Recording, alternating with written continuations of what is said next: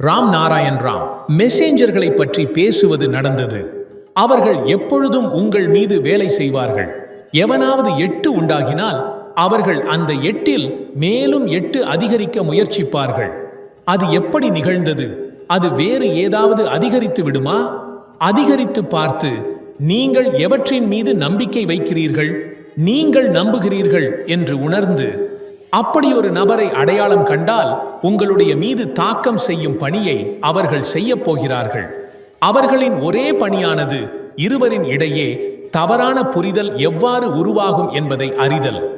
எந்த ஒரு வழியிலும் அதிகம் இருப்பவர்கள் அவர்களை தடுப்பதற்கு உடைக்கும் வகையில் செயல்படுவார்கள்.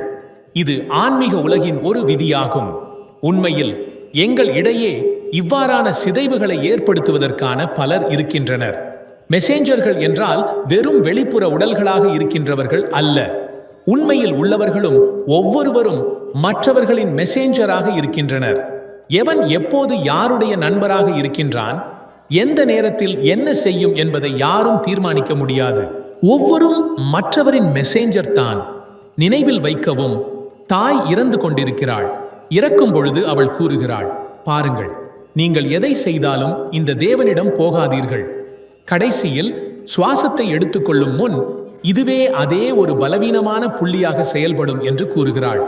இங்கு அவள் தானே மெசேஞ்சராக மாறிவிட்டாள். அதனால் விதி இதுவாக இருக்கிறது.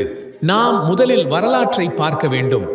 மகான்கள் அவர்களுடன் இருப்பவர்கள் அவர்களின் வரலாற்றை பார்க்கிறோம்.